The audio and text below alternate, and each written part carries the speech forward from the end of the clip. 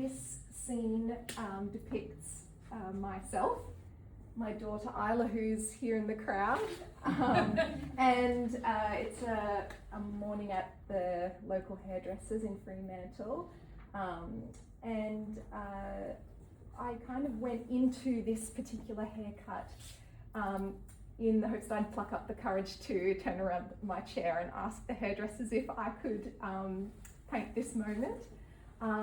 I've been working on a series of works that my working title is Women at Work. So it's about the everyday visible and invisible acts of labour that women perform either in the home, in the community, at their workplaces as well.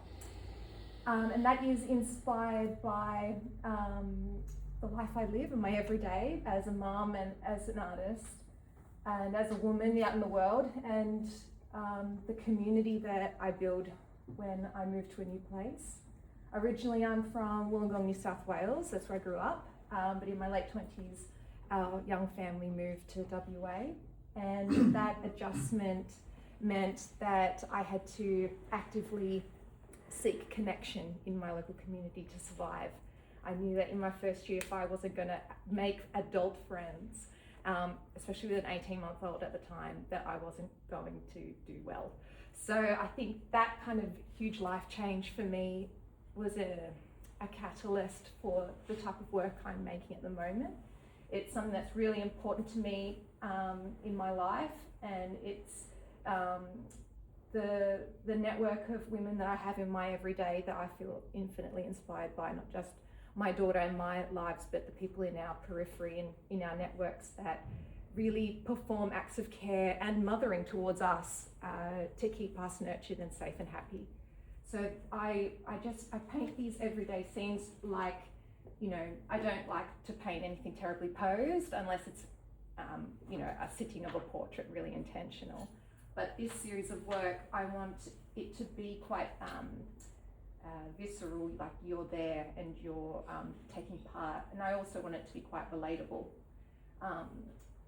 This moment of mother and daughter getting their hair cut is a tradition and a routine that my mum also shared with me when I was a child. And I think that at the very core of my being an artist and being nurtured, as that could be something in your future, started from my mum. So I'm just very thankful to her, but I think whenever I make something new, there's a little bit of our story in it. Now, in terms of the material and you know, watercolor as a medium and why I use it, I think it's a combination of things where at university, I think my second year, I did a watercolor class. My major was painting. And I think I was really curious about it and really frustrated by it because it's very, very complicated to master, just for its, I guess, its fluidity, its also an understanding of how to treat it while it's drying, the unique pigments in each colour and their own unique characteristics and how they respond to the water and to each other in layers. Inks, I did kind of alongside watercolour. It is similar but not quite the same, but my passion is that umbrella kind of medium of watercolour on paper, and that's something that I've done since my uni days. And art careers are never linear, but I've kind of on and off picked up watercolour when I've had the time between jobs and child rearing, and it's only been in the last couple of years that I've taken my art full time and really tried to master this. As I'm time poor, my everyday is all about you know, scheduling, you know, extracurriculars and putting in some work here and there.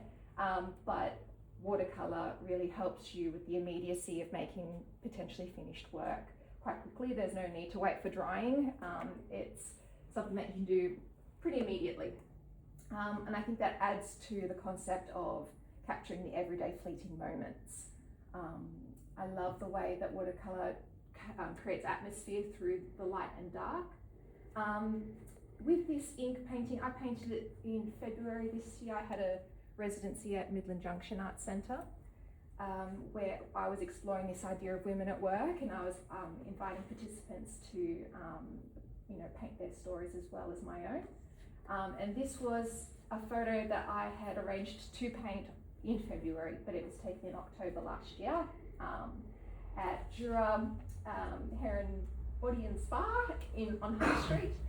I thought that I wanted to be in it, so I asked the hairdressers, but I also asked the receptionist to take a series of photos while we're getting our hair cut.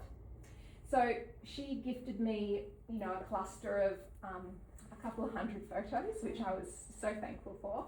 Oh, and she kind of did it as the haircut was going on, and I chose this composition, and I really thought about it and the dynamic and what was going on in the composition. I really liked the girls in the back at the wash basins, kind of a little bit disassociating and getting through the day, mixing up a hair dye colour.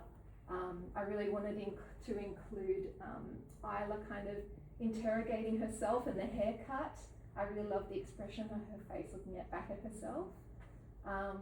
And I chose the pink and mainly monochromatic because I wanted to really think about the experience of looking at the painting and how it kind of takes your eye around the composition. And the objects that I highlighted are the tools of the trade, and it's not necessarily about highlighting the women, even though I think the composition does that with where they're placed and the reflections. But the colour of the pop of pink kind of makes you think about who and what is important in the painting, I think, as well. And I guess the act of doing and the labour as well. Yeah, I think that's enough to say about it. If anyone's got any questions, I'm happy to take questions?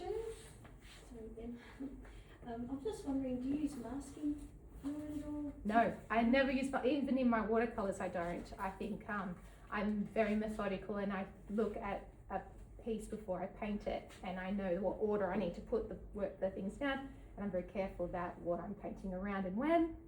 So again, like I've been painting with watercolours probably for about 15 years, pretty much exclusively, and I've learnt when to put paint down when to conserve water, paper at all costs, because I don't use any white paint. So when I painted this in particular, I always have half a dozen water buckets, and they're filled up with various ratios of ink. So I get, I'm limiting how many tonal values I have. And with this one in particular, I kind of worked from left top down to right in order of painting it, so that, I don't know, I'm just matching what tonal values in each pot, where it needs to be, kind of like a paint by numbers, but in my own head. Yeah, I think that method really works for me for this, yeah. Watercolour's different, but ink, that's how I do it. Thank you. The capture of the light is phenomenal. Thank you. I think I was blessed with that day, and that kind of, the salon itself has beautiful light in it too, yeah. I got it too. Yeah, just the head massage and the massage on, yes, it's great. They should buy the artwork. Yeah. It would look good there. Yeah. Any more questions, or will they? Yes. Thank you for your explanation. You got the hairdresser to take the photograph. That was Yes. in colour. Did you then turn it into Yeah. black and white Yeah, for the tonals? There was a first version of this which was in colour, and I abandoned it halfway through because I felt it wasn't giving the right atmosphere, and it wasn't drawing attention to what I wanted it to. So it took me a couple months to work out that I wanted to try monochrome, and that was at that residency where I started to do that exclusively. So this is quite a recent aesthetic for me, and I think it's really paying off. I think it was a suggestion from my husband actually, that why don't you just do black and white? So yes, this is new. So you turned the colour photo. Yeah, to I turned it to monochrome. Yeah. Well done. Thank you. Yeah. Well, thanks very much. That was great. Thank you.